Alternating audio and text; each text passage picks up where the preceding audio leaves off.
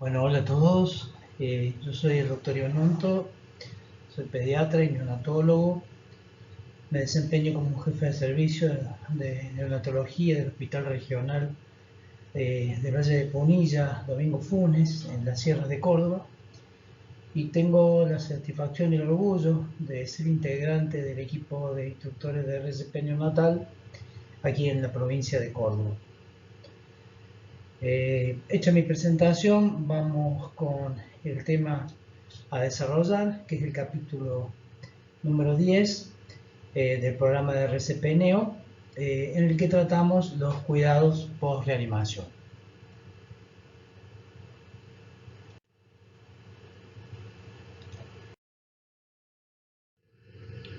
Bueno, en este capítulo se desarrollarán los siguientes temas: reconocer a los recién nacidos que requieren cuidados de rutina, determinar y establecer los cuidados post-reanimación y mencionar las indicaciones de hipotermia terapéutica en los recién nacidos con encefalopatía neonatal.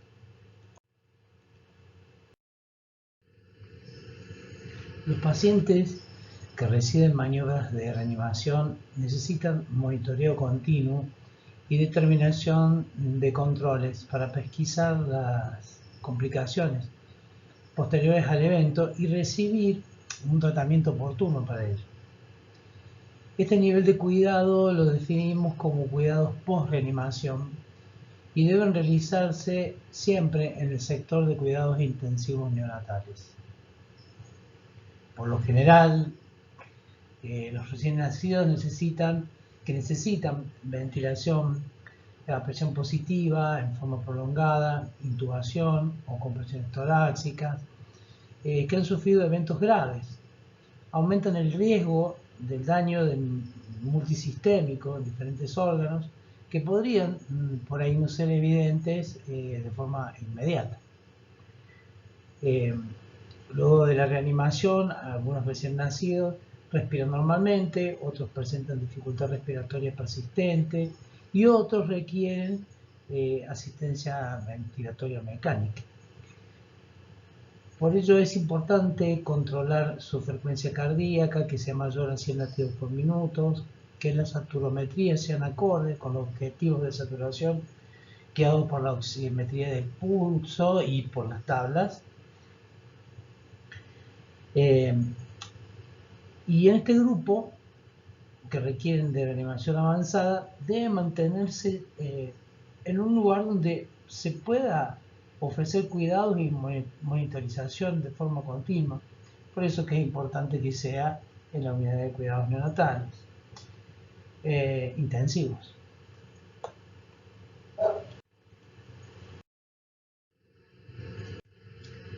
¿Qué incluye esto de los cuidados por reanimación? Bueno, el control de la temperatura, la normotermia. En algunos casos preferimos la hipotermia, pero ya vamos a hablar de eso más adelante.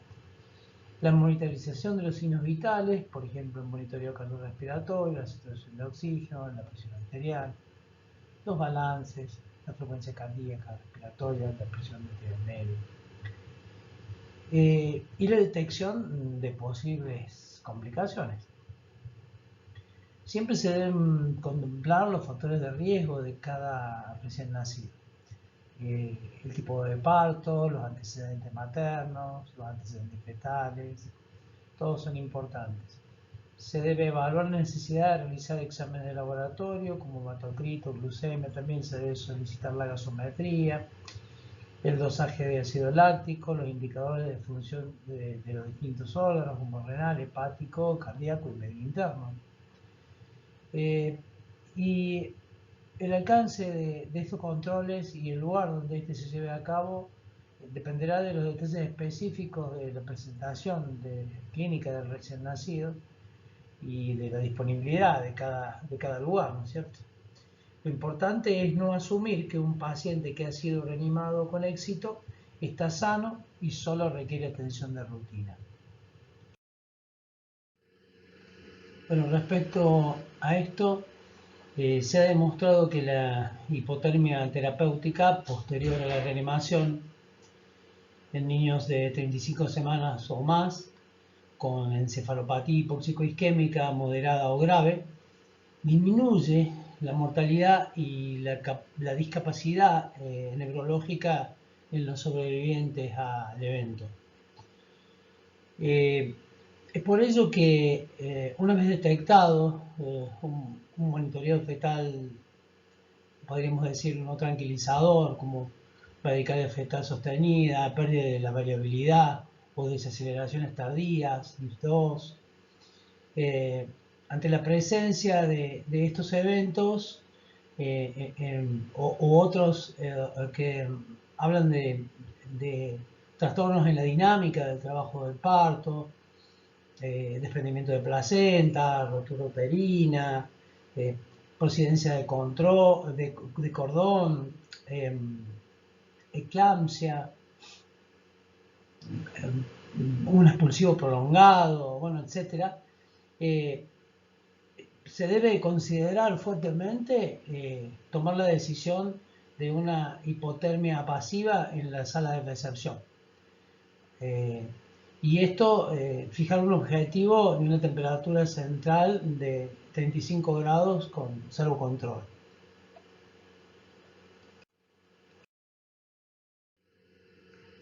Las medidas de estabilización inicial son comenzar con la ventilación, con una ventilación con presión positiva, con un FiO2 de 0,21, monitoreo de la frecuencia cardíaca y saturación, ajustando el rango de oxigenación según las tablas, evitar expansiones de volumen, salvo la hipovolemia por desprendimiento de placenta o alguna otra causa. Iniciar rápidamente la infusión continua de glucosa endovenosa y la hipotermia pasiva con la temperatura con servocontrol de 35 grados centígrados y sin servocontrol en 36 grados centígrados.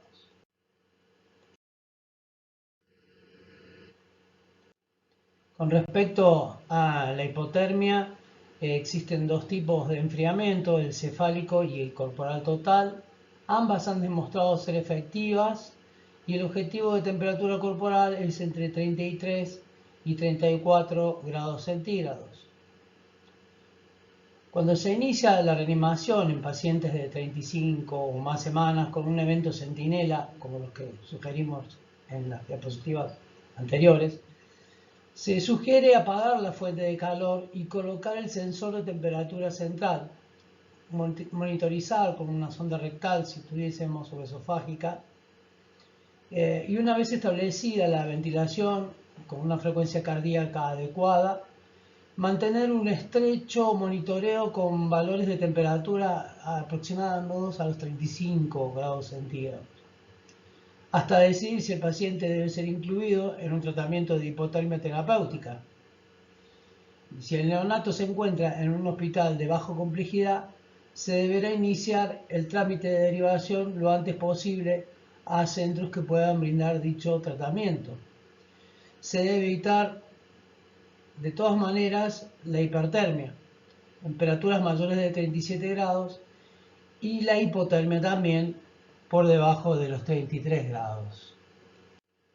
Tener en cuenta que la hipotermia pasiva solo posee utilidad a la espera del transporte y durante el mismo, pero para optimizar el tiempo de inicio del tratamiento, pero solamente para eso. La hipotermia terapéutica debe iniciarse en la sala de partos y continuar en la UCIN bajo un protocolo definido y claro, tanto de enfriamiento como de recalentamiento. Tiene que ser realizada por un grupo multidisciplinario y con un seguimiento longitudinal de este tipo de pacientes, sobre todo para ver las complicaciones o no que puedan tener ellos a largo plazo. Esta terapia debe estar acompañada de controles específicos, con un seguimiento estrecho, entre los que se encuentran la tensión arterial, los laboratorios, el monitoreo neurológico, de preferencia con electroencefalograma de amplitud integrada y una evaluación cardiológica, entre otras. También debe tenerse en cuenta Es muy importante que el tratamiento debe iniciarse en las 6 primeras horas posterior al evento de la encefalopatía moderada o severa. Esta intervención es la más efectiva cuando se implementa, mucho más efectiva cuando se implementa en forma temprana dentro de una ventana terapéutica. Debe realizarse por 72 horas, siendo importante no suspender ante la mejoría del estado neurológico del niño. Y la etapa de recalentamiento posterior no debe ser menor a las 4 horas, el tiempo en que se tarda en recalentar. Hay que evitar siempre la hipertermia, ya que la misma se asocia a resultados adversos en este tipo de niños. Entonces recordar que la hipotermia debe iniciarse siempre entre las primeras 6 horas y que debemos evitar el recalentamiento. Bueno, en esta diapo, a modo ilustrativo, ver el tipo de complejidad real en el que se encuentra un niño bajo protocolo de hipotermia. Realmente tienen que ser en centros seguros y que cumplan con toda la complejidad que el niño y esta terapéutica necesita. A cabo, desde que comienza el protocolo de hipotermia, y los años subsiguientes, cómo deberá seguirse el proceso y desarrollo de este niño que nació bajo estas circunstancias, ¿no? Bueno, también es importante resaltar esto de que es prioritario controlar durante el traslado la temperatura y no utilizar ningún tipo de medios físicos de enfriamiento pasivo. Estas son las recomendaciones del CFM.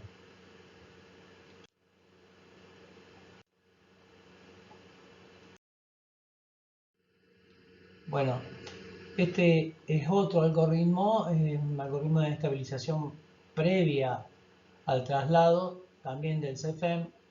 Es una guía bastante completa y la verdad que es muy cómoda para utilizar.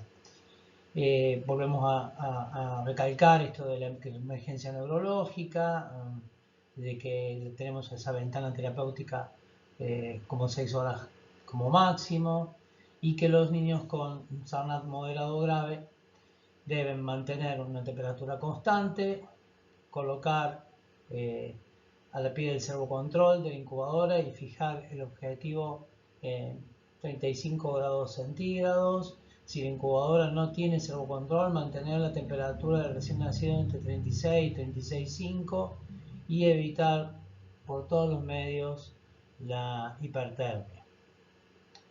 Luego, evaluar la estabilización y la función respiratoria. Si hay apnea o dificultad respiratoria severa, hay que considerar la intubación endotraqueal y la asistencia respiratoria mecánica.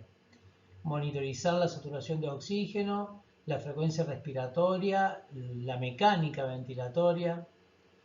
Evitar la hiperoxia y la hiperventilación. Ambas tienen relación con el flujo sanguíneo cerebral y pueden aumentar el daño.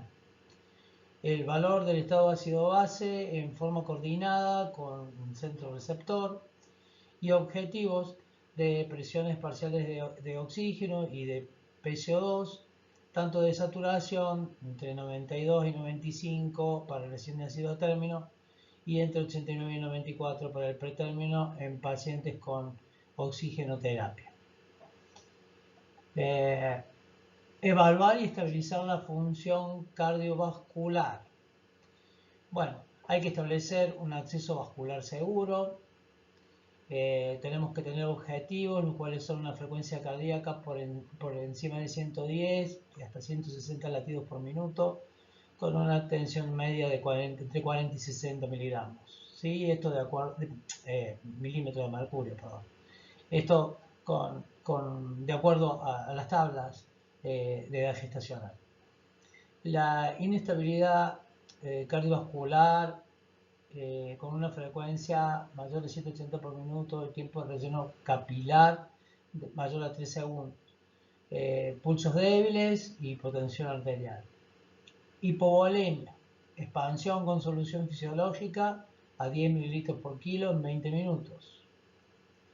Sostén con inotrópicos, dobutamina, adrenalina. Evaluamos entonces y tratamos los eventos convulsivos también, siempre descartando las alteraciones metabólicas como es la hipoglucemia y la hipocalcemia, ¿no? De primera elección el fenobarbital y de segunda elección el levetiracetam. Chequear el medio interno y el laboratorio, las glucemias con un valor objetivo mayor a 47 miligramos por decilitro, un control cada 3 horas, los valores entre 35 y 47 aumentan el flujo de glucosa, hay que aumentarlo entre 1,5 a 2 puntos y se hace un control en los 30 minutos. Siempre es un poco controversial el valor objetivo de 47, todavía algunos lo discuten, pero bueno, hay que tener una normoglucemia, es lo importante, y no tender a una hipoglucemia donde vamos a tener convulsiones ni tampoco hiperglucemias que nos van a ir en desmedro de otras cosas. Entonces, una normoglucemia, ese es el objetivo. El aporte endovenoso de líquidos, ¿sí? El objetivo es entre 40 y 60 mililitros por kilogramo día como máximo, y un flujo de glucosa mínimo de 4 miligramos de carga. El laboratorio inicial, hemograma, hepatograma, coagulograma, CPK, CPKMB, troponina, ácido láctico, calcio iónico, creatinina, ionograma.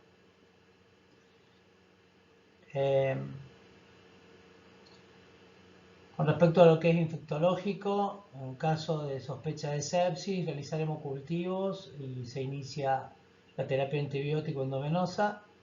Se puede, si uno ya tomó el hemocultivo, iniciarlo inclusive antes del traslado. Contar con todos los elementos en el traslado para la terapia neonatal, mezcla de gases que es fundamental, controlar continuamente la temperatura del paciente y el monitoreo de los signos vitales hasta llegar al centro de referencia. Idealmente con un especialista en pediatría, neo y la enfermera, por supuesto. La comunicación con la familia es algo fundamental, que entiendan los objetivos del tratamiento, para qué lo hacemos y los resultados que tenemos, según los estudios que se han realizado hasta ahora, la evolución clínica y la respuesta que tienen estos niños a los tratamientos implementados.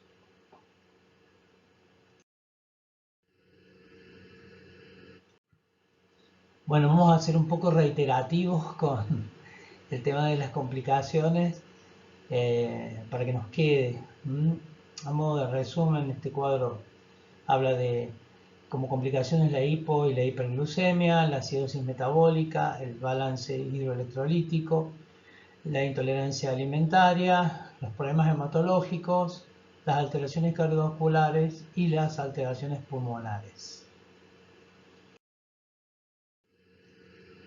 Bien, ahora vamos a desglosar cada una, vamos hablando de la hipoglucemia y de la hiperglucemia. Como habíamos visto también en las guías, las hipoglucemias tienen mayor riesgo de lesión cerebral. El monitoreo de la glucemia hay que hacerlo en todo recién nacido reanimado, no olvidar. El valor de 47 miligramos por decilitro que habíamos dicho antes, que aún por ahí es controversial. Pero no hay duda que si el paciente está asintomático debe realizarse un aporte de glucosa por vía endovenosa. Es imprescindible evitar la hipoglucemia como la hiperglucemia. Bueno, acá hay un bosquejo de la fisiopatología de la acidosis metabólica. por insuficiencia de oxígeno en los tejidos, hay un aumento del ácido láctico, por lo tanto hay acidosis. La acidosis grave altera, entre otras cosas, la función cardíaca, lo cual impide la dilatación también de los vasos pulmonares, ¿sí? Produciendo una hipertensión a nivel pulmonar y con aún más dificultad para una adecuada oxigenación. Para ello hay tratamientos específicos y no hay que utilizar el bicarbonato. Acordarse de esta premisa, no utilizar bicarbonato en la sala de partos y bajo todo concepto evitar la acidosis y evitar junto con eso la producción de hipertensión a nivel pulmonar, que después, una vez instalada, es muy difícil de retroceder o de revertir. Respecto a la otra complicación, que es la intolerancia alimentaria, sugerimos que en estos pacientes se posponga la alimentación enteral, al menos por 48 horas. También es un poco controvertido esto de cuántas horas sí, cuántas horas no, pero 48 horas es algo prudente. Estar alerta ante la aparición de enterocolitis, de hilio y de hemorragias del tracto gastrointestinal. Y considerar los trastornos neurológicos de la succión de ilusión. Son niños que por lo general después tardan en poder alimentarse, pero sobre todo por esto, ¿no? Por el trastorno de la succión de ilusión, que puede conllevar a que se tarde o que ocupe más tiempo llegar a una alimentación enteral efectiva, ¿no? La nutrición parenteral siempre debe estar como sugerencia para evitar el catabolismo de estos pacientes. Y al iniciar, otro tips que es importante, que al iniciar la alimentación oral, siempre lo hagamos exclusivamente con leche materna exclusiva. Esto es muy importante, debido a que estos niños tienen menores complicaciones de este tipo. Con respecto a los problemas hematológicos que pueden aparecer, tenemos la anemia, la trombocitopenia y los trastornos de coagulación, cada cual con sus tratamientos específicos. Muchas veces tenemos trastornos en la coagulación que requieren el uso de plasma, tener en cuenta que las transfusiones también pueden producir algún trastorno a nivel de la volemia y producir una sobrecarga a veces de volumen, siempre ir con mucho cuidado y con monitoreo de todas las fases de estos pacientes. Son muy delicados y hay que ser muy puntilloso. Con respecto a los problemas cardiovasculares, uno de los más frecuentes es la hipotensión. La hipotensión puede ser producida en estos pacientes por hipovolemia o por un shock cardiogénico. En el caso de que sea por hipovolemia, debemos utilizar los expansores de volumen, sangre o drogas vasoactivas o ambas. Y en el caso de la hipotensión cardiogénica, utilizar inotrópicos como dopamina y dobutamina para mejorar el gasto cardíaco y el flujo sistémico, y así también mejorar la oxigenación que necesita este paciente. Con respecto al balance hidroelectrolítico, se recomienda la restricción hídrica, salvo en los casos en los que tengamos que expandir, un balance estricto debido a una posible afección renal y al CIAD, con oligoanuria y sobrecarga hídrica e hiponatremia dilucional, ¿sí? Tener en cuenta que en la fase de recuperación renal puede cursar con poliuria requiriendo líquidos adicionales. Deberán monitorizarse la diuresis, los electrolitos, la urea, la creatinina, y si tuviésemos cistatina C, tienen mejor performance que la creatinina para valorar inclusive tempranamente todos los procesos a nivel renal, de injuria renal. Evaluar las características de la orina y de los electrolitos, pesquisando la necrosis tubular aguda, y el calcio plasmático también debe ser evaluado.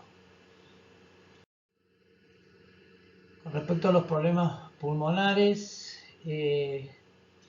habíamos hablado recién de que teníamos vasoconstricción pulmonar por la hipoxia.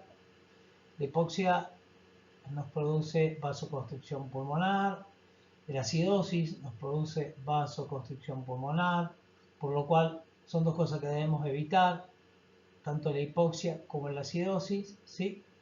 Ambas producen esto, la vasoconstricción pulmonar, y eso a su vez no favorece para que se produzca la hipertensión pulmonar persistente. Ella es la que es difícil de revertir.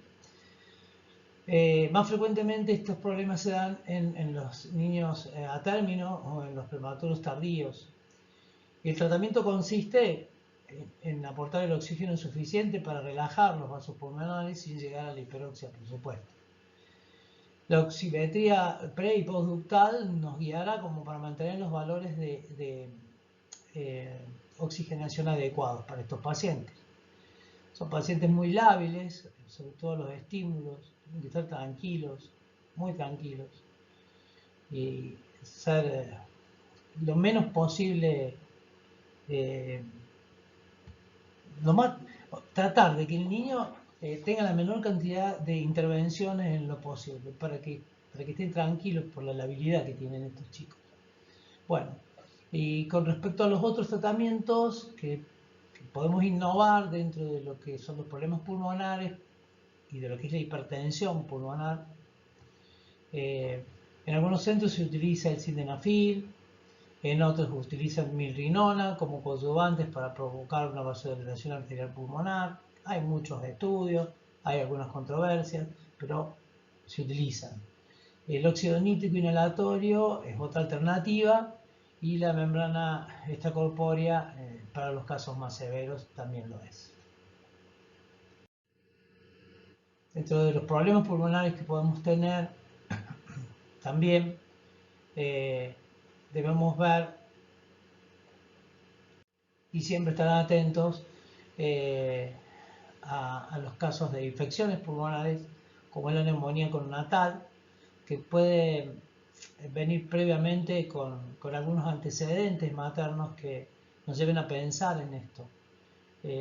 Por ejemplo, la ictus materna, la fiebre materna, la taquicardia fetal, un estreptococo positivo, una infección urinaria, una bolsa rota, una rotura prematura de membrana. Todo esto nos puede hacer pensar en una neumonía neonatal, lo cual nos lleva a un trastorno pulmonar secundario. Y por otra parte, el neumotórax, que debe ser considerado siempre cuando tenemos un paciente que de rompirraje presenta un deterioro agudo de la oxigenación, un deterioro de su capacidad respiratoria de forma muy abrupta. En ese caso siempre tenemos que sospecharlo. Bueno, por último tenemos este cuadro sinóptico que está piola, que encierra las complicaciones por sistemas, clínica y laboratorio de cada una de ellas, y los tratamientos que deberíamos evaluar. Comenzando por los neurológicos, la clínica y el laboratorio de ellos son las apneas, las convulsiones, la irritabilidad, la hipotonía, el examen neurológico que está alterado y la alteración de la succión de glución. Los tratamientos a evaluar para ellos son monitor de apnea, si es necesario asistencia respiratoria mecánica, realizar glucemias y dosajes de electrolitos y evitar la hipertermia. Con respecto a lo respiratorio, la taquipnea, el quejido, la retracción al aleteo nasal, la saturometría baja y el neumotórax. Ahí el corrector me cambió el video. Mantener adecuada oxigenación y ventilación, evitar aspiraciones innecesarias, considerar las radiografías de tórax, los gases en sangre, los antibióticos y considerar también el tratamiento con surfactantes si fuese necesario. Con respecto a lo gastrointestinal, la intolerancia alimentaria, los vómitos, la distensión abdominal, las alteraciones de la función hepática y la hemorragia gastrointestinal. Considerar la radiografía de abdomen, la ecografía abdominal, considerar el retraso de la alimentación, siempre en estos pacientes, indicar un plan endovenoso de alimentación parenteral y de flujo de glucosa, por supuesto, y considerar, ¿no es cierto?, la alimentación parenteral. Con respecto a lo cardiovascular, la hipotensión, la taquicardia, la acidosis metabólica, monitorizar la presión sanguínea, la frecuencia cardíaca y si el recién nacido se encuentra hipotenso, considerar la administración de volumen y uso de inotrópicos.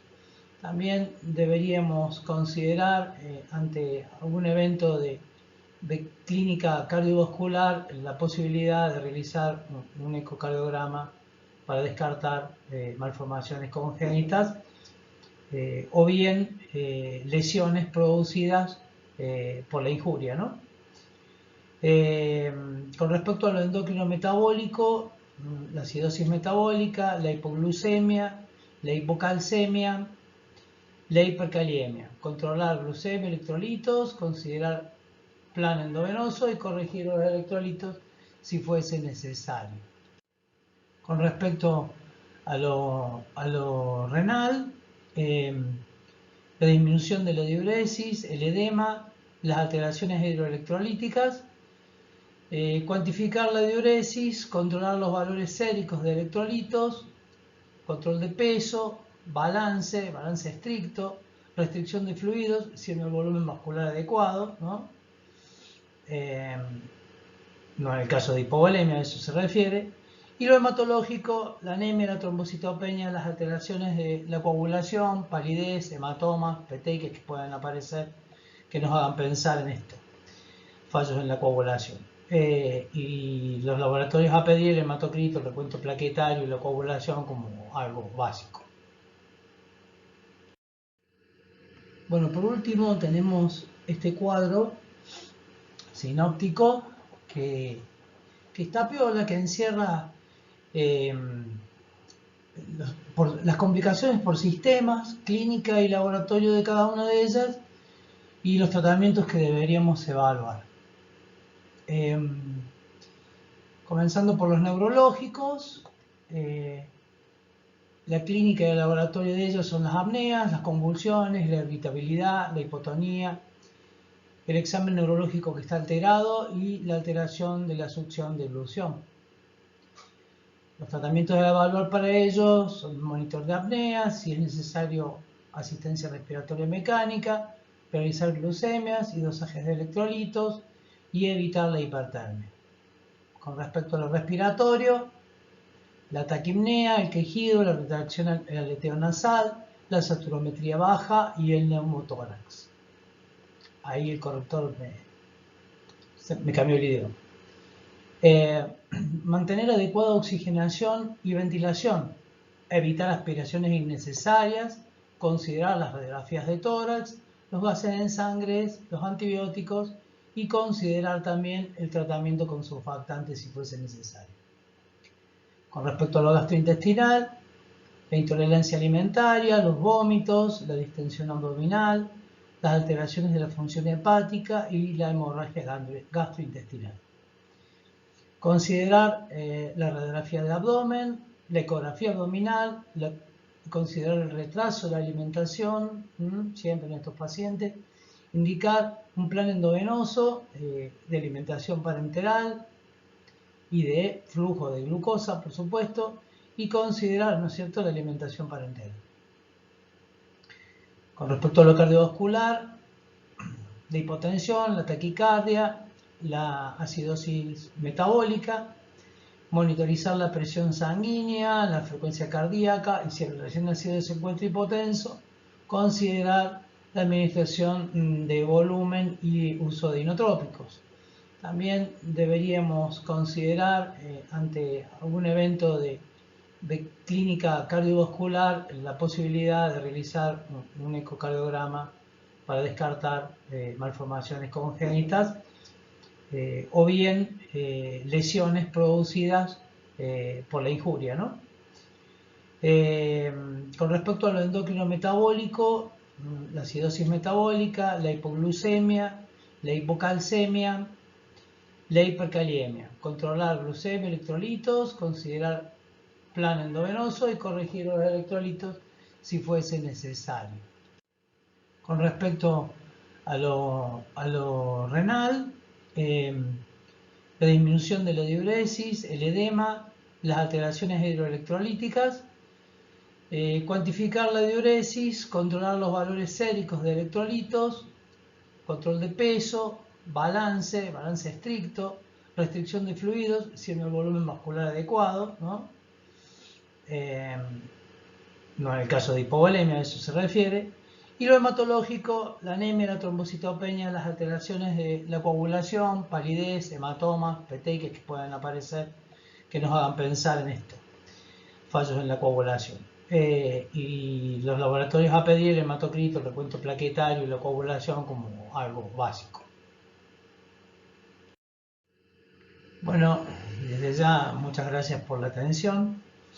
Espero que esta guía les sirva para desenvolverse en esto que es un granito de arena de la RCP neonatal, los cuidados por reanimación. Es mucho lo que debemos ajustar y lo que debemos estudiar y comprender para que cada día tengamos estos repollitos hermosos que están en la foto con el mejor pronóstico para su futuro. Así que desde ya muchas gracias y espero que les sirva.